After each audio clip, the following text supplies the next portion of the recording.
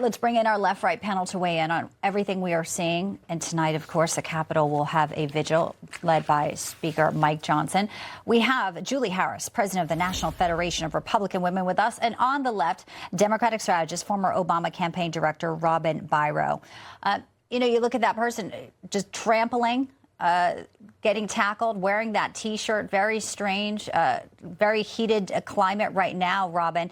And the news that the alleged assassin was living with a transgender puts that back in focus as well. Yeah, I'm not so sure about that news, only because his parents, the suspected shooter's parents, said that he lived at home. So did his grandmother. So I'm waiting for more information on that, Bianca.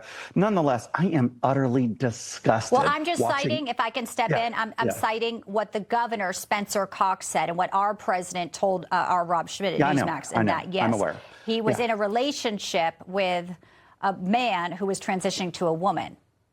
Yeah, we're getting two different narratives, right? One from the president and the governor, and one from this this shooter, horrible shooter, his parents and grandparents. So, let's wait and see.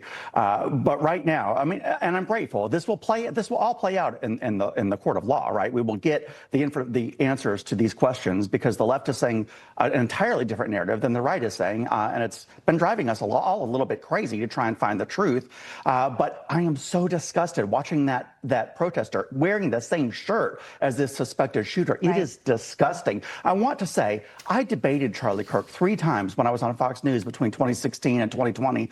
We had very civil, they were heated debates, but they were very civil. And I really appreciated and respected his passion for free speech. And as a soldier, I supported that 100%. I'm glad you're Bianca. bringing that up.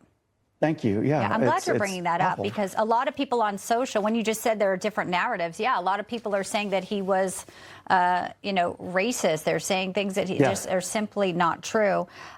Julie, we are obviously in a time where there is a lot of focus on, political violence, where it's coming from, how to stop this. President Trump is going to be at Charlie Kirk's funeral tonight at the Capitol. There will be a vigil. But some lawmakers, even as just a few days ago, were upset when they tried to have a moment and a prayer for him on the floor of the House. And yet we saw churches packed, Bibles being bought. So you can't stop some of this goodness here that is emanating from the sadness and the evil. Yeah, I tried to attend the vigil here in D.C. last night at the Kennedy Center. The lines were so long that it was, after standing in lines for a good deal of time, it was clear we weren't going to be able to make it in. And I noticed that there were people who just said, let's just pray here. And they were organically just praying wherever they were, even in their cars around the Kennedy Center. And this is a difference between those who come together in faith, who humble themselves and pray for healing for their nation and for Charlie's family, and those on the left who we have seen in the past resort to violence.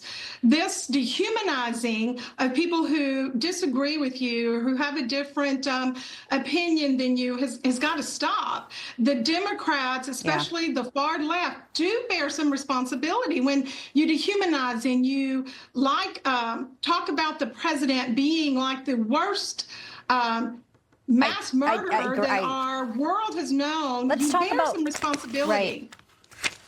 Well, let's talk about not one mention of Kirk on the Emmys last night, but there were plenty of mentions of Free Palestine. You have actor Javier Bardem who's saying, where's the kafia, says he won't work with any, Israeli production company. And then you have an actress, Hannah Binder. She said this in her acceptance speech. I just want to say, finally, go Birds, and Free Palestine. Thank you.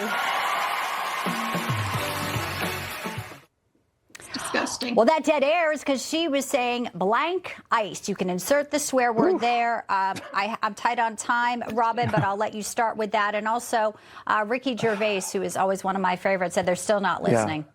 And he told them don't go political. So she got it. She did get a little bit of a cue there when they cut that part out. And the weird part is that I have struggled with this because Charlie Kirk himself would have appreciated their right to free speech and supported it. But free speech has consequences, Bianca, and I suspect that it may with their careers. Well, Palestinian news agency actually blurred that actress, the top part of her dress, as they reposted her Emmy there. So apparently her look wasn't good enough for the people that she was trying to stand up for. Interesting conversations, a lot of them playing out on social media. We appreciate your thoughtful comments today. Julie Harris, Robin Biro, thank you. Thank you, Bianca.